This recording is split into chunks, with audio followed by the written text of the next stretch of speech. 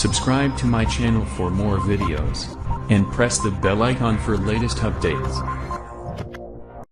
बिस्मिल्लाहिर्रहमानिर्रहीम, अस्सलाम वालेकुम।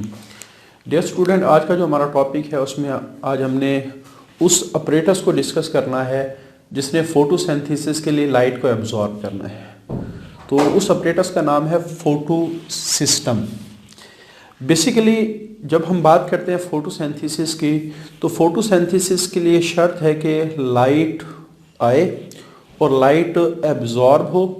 और ये हम पहले भी बहुत डिटेल में डिस्कस कर चुके हैं कि प्लांट में जो लाइट की एब्जॉर्प्शन का काम है वो फोटोसिंथेटिक पिगमेंट्स को दिया गया है।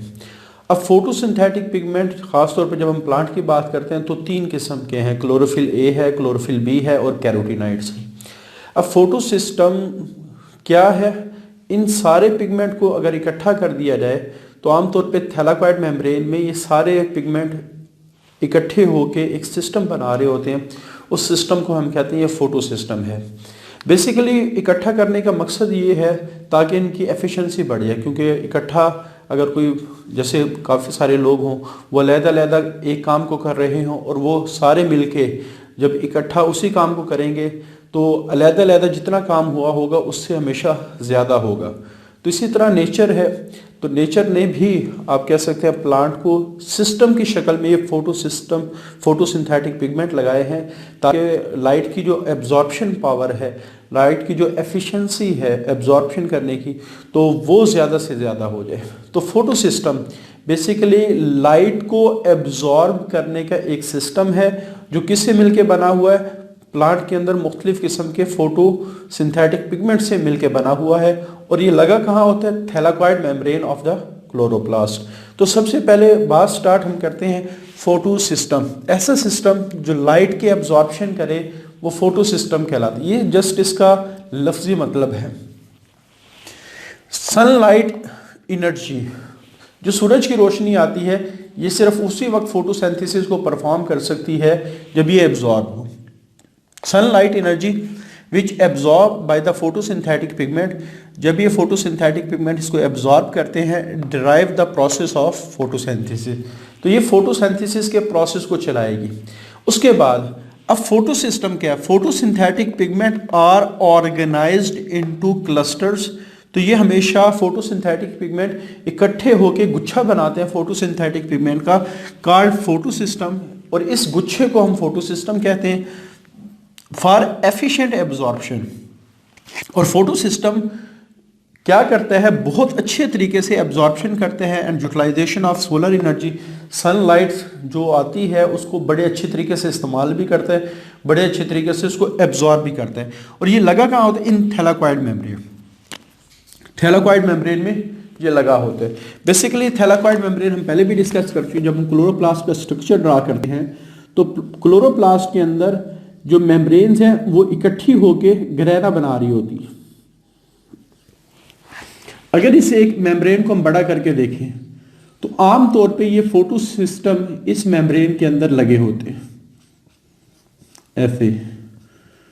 तो उसको जूम करके देखें तो ये कुछ इस तरह की लुक नजर आती फोटो सिस्टम।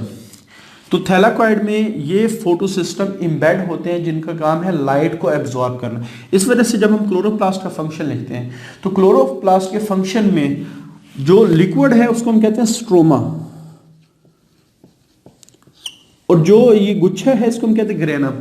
तो अगर कोई आपसे पूछे कि लाइट एब्जॉर्प्शन का फंक्शन क्लोरोप्लास्ट में कौन सा स्ट्रक्चर परफॉर्म करता है, तो ये जो कलेक्शन ऑफ थैलाकोइड मेम्ब्रेन्स हैं जिनको ग्रेना कहा जाता है, तो ग्रेना परफॉर्म करता है। ये इन अदर वर्ड आप ये कह सकते हैं कि जो फोटोसिंथेसिस के लाइट डिपेंडेंट रिएक्शन, जिनको हम लाइट रिएक्शन भी कहते हैं, वो ग्रेना में हो रहे होते हैं।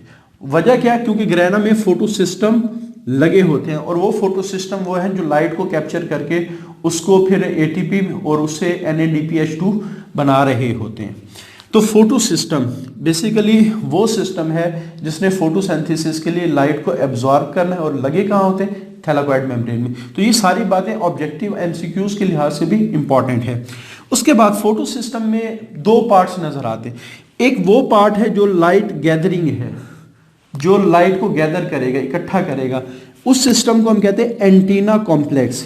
तो एंटीना का वर्ड आपने अक्सर सुना होगा कि आमतौर पे जो वेव्स हैं उनको कैप्चर करने के लिए हम एंटीना का इस्तेमाल करते हैं, जैसे रेडियो का एंटीना, उसके बाद टीवी का एंटीना। तो ये सारे, या आप कह सकते हैं डिश एंटीना, ये सारे वो एंटीनाज हैं जो रेडिएशन को क्या करते हैं, कैप्चर करते हैं। तो एंटीना कॉम्प्लेक्स फोटो सिस्टम का वो पार्ट है जिसने लाइट को कैप्चर करना है। अगर हम एंटीना कॉम्प्लेक्स की बात करें तो इसमें हर वो पिगमेंट मौजूद है जो लाइट की कैप्चरिंग करेगा, लाइट की एब्जॉर्प्शन करेगा और उसकी यूटिलाइजेशन करेगा। तो antenna complex has many molecule of chlorophyll a, chlorophyll b, carotenoid. तो इसके पास काफ़ी सारे मॉलिक्यूल क्लोरोफिल ए के भी हैं, क्लोरोफिल बी के भी हैं, कैरोटीनाइड्स के भी हैं। और ये सारी चीज़ें जब एनर्जी को एब्जॉर्ब करती है तो वो सारी एनर्जी को भेज देती हैं आगे रिएक्शन सेंटर। तो इनका फंक्शन ये है कि ये लाइट को कैप्चर के आगे रिएक्शन सेंटर को भेज देती हैं, जहां फोटोसिंथेसिस का जो प्रोसेस है स्टार्ट होता है। तो जैसे ये मैंने फोटो सिस्टम ड्रा किया है, ये सारा पोर्शन, ये वाला जो सारा पोर्शन है, ये सारा एंटीना कॉम्प्लेक्स कहलाता है। इसमें जैसे मैंने ब्लू कलर के ड्रा किए, क्लोरोफिल ए है, जो ग्रीन कलर की इनको आप क्लोरोफिल बी समझ लें, ये कैरोटीनाइड्स हैं रेड कलर के। तो ये वो सारे क्लोरोफिल ए, क्लोरोफिल बी और कैरोटीनाइड, ये सारे वो पिगमेंट हैं जो लाइट को कैप्चर करते हैं। और इनका काम क्या है कि इन्होंने रिएक्शन सेंटर को भेज, ये जो मैंने बॉक्स सा बनाया है, ये आप समझ लें कि इस फोटोसिंथेसिस फोटो सिस्टम का ये रिएक्शन सेंटर है। तो ये सारा पोर्शन इसने क्या करना है, लाइट को कैप्चर करना है। ये इन्वायरमेंट से आने वाली लाइट को कैप्चर कर रहे होते हैं, यानी फोटोन्स। फोटोन्स क्या है, they are the particles of light are called photons. तो ये फोटोन को कैप्चर करते हैं। उसके बाद रिएक्शन क्या है, अगर रिएक्शन देखें तो इस बॉक्स को मैंने दो हिस्सों में डिवाइड किया। एक बॉक्स के हिस्से में, एक पार्ट में ये क्लोरोफिल ए होता है और दूसरे इसमें प्राइमरी इलेक्ट्रॉन एक्सेप्टर होते हैं। नाम से जाहिर है प्राइमरी इलेक्ट्रॉन एक्सेप्टर, जिसने इलेक्ट्रॉन को सबसे पहले एक्सेप्ट करना है। अब वो इलेक्ट्रॉन आते कहाँ से, अब उसको भी डिस्कस कर लेते हैं। तो रिएक्शन सेंटर के आगे दो पार्ट हो गए, एक में क्लोरोफिल ए है, एक में प्राइमरी इलेक्ट्रॉन एक्सेप्टर है। और प्राइमरी इलेक्ट्रॉन एक्सेप्टर फिर एक चेन से जुड़ा होता है जिसको हम कहते हैं इलेक्ट्रॉन ट्रांसपोर्ट चेन। ये वो चेन है जो इलेक्ट्रॉन इसने कैप्चर किया है वो यहां ट्रांसफर होगा, और ये इलेक्ट्रॉन ट्रांसपोर्ट चेन उस इलेक्ट्रॉन की मूवमेंट से एनर्जी प्रोड्यूस करती है और वो एनर्जी एटीपी बनाने के लिए इस्तेमाल होती है। एटीपी बनाने के लिए इस्तेमाल होती है। तो आप जहन में रखेंगे, reaction centre consist of one and more molecule of chlorophyll. एक या एक से ज़्यादा क्लोरोफिल ए के मॉलिक्यूल इसमें मौजूद होते हैं। अच्छा, यहाँ भी हमने जब क्लोरोफिल ए और बी का डिफरेंस लिखा था तो उसमें हमने कहा था कि क्लोरोफिल में सबसे मेन फोटोसिंथेटिक पिगमेंट वो क्लोरोफिल ए है, क्योंकि उसने रिएक्शन को स्टार्ट करना है। ये रिएक्शन को इसी वजह से स्टार्ट करना क्योंकि ये रिएक्शन सेंटर में पाया जाता है। बाकी सारे पिगमेंट जो हैं उसमें क्लोरोफिल ए बजाते खुद भी है, उसके बाद क्लोरोफिल बी भी है, वो सारे एंटीना कॉम्प्लेक्स में उन्होंने जस्ट क्या करना है, लाइट एनर्जी को कैप्चर करके आगे दे।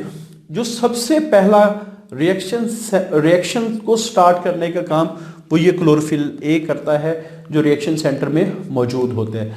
क्योंकि इसने काम को स्टार्ट करना है, इस वजह से इसको हम कहते हैं they are, it is a main photosynthetic pigment. तो फोटो सिस्टम का जो रिएक्शन सेंटर है उसमें क्लोरोफिल ए होता है सिर्फ।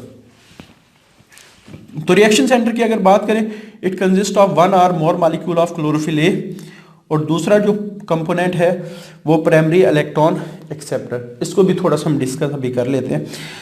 रिएक्शन सेंटर, अब रिएक्शन सेंटर जिसमें क्लोरोफिल ए और प्राइमरी इलेक्ट्रॉन एक्सेप्टर है, is associated with electron carriers. तो इलेक्ट्रॉन ट्रांसपोर्ट चेन में काफ़ी सारे मॉलिक्यूल होते हैं, उसको हम डिटेल में आगे डिस्कस करेंगे। वो मॉलिक्यूल इलेक्ट्रॉन कैरियर्स कहलाते हैं। एक तरफ से इलेक्ट्रॉन लेते हैं, दूसरे को दे देते हैं, दूसरे से तीसरे को दे देते हैं, तीसरे से चौथे को देते हैं। ये सिस्टम इस तरह चलता रहता है। तो रिएक्शन सेंटर, जो रिएक्शन सेंटर का प्राइमरी इलेक्ट्रॉन एक्सेप्टर है, वो फिर आगे एक इलेक्ट्रॉन ट्रांसपोर्ट चेन के कैरियर्स के साथ कनेक्टेड होता है विद इलेक्ट्रॉन ट्रांसपोर्ट चेन। उसके बाद अब प्राइमरी इलेक्ट्रॉन एक्सेप्टर क्या है, नाम से जाहिर है प्राइमरी सबसे पहले, प्राइमरी का वर्ड सबसे पहले के लिए वो इलेक्ट्रॉन एक्सेप्टर, किसने इलेक्ट्रॉन को एक्सेप्ट करना है। बेसिकली इलेक्ट्रॉन आते कहाँ से हैं, ठीक है। प्रोसेस को तो हम आगे डिटेल में डिस्कस करेंगे।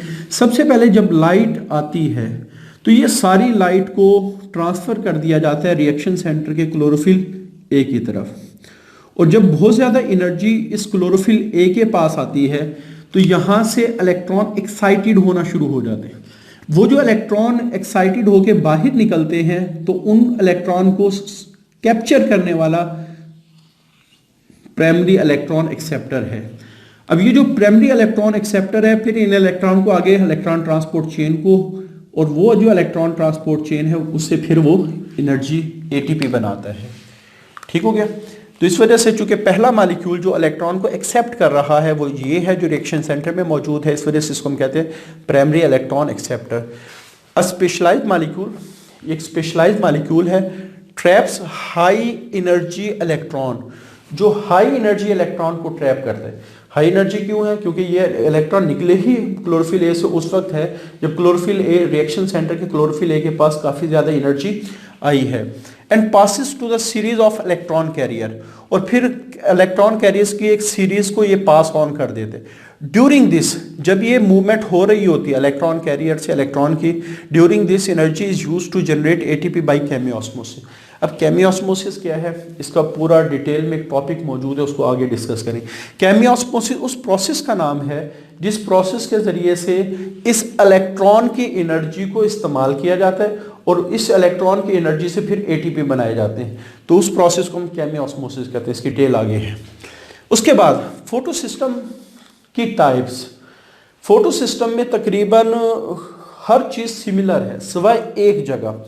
अच्छा, आपको याद होगा कि जब हमने क्लोरोफिल का ए का टॉपिक डिस्कस किया था, यानी स्ट्रक्चर ऑफ क्लोरोफिल को डिस्कस किया था, तो उसके आखिर में हमने क्लोरोफिल ए की क्लासिफिकेशन लिखी थी कि क्लोरोफिल ए रेड लाइट को बहुत ज़्यादा एब्जॉर्ब करता है, और रेड लाइट की जो रेंज है 620 से 750 नैनोमीटर है।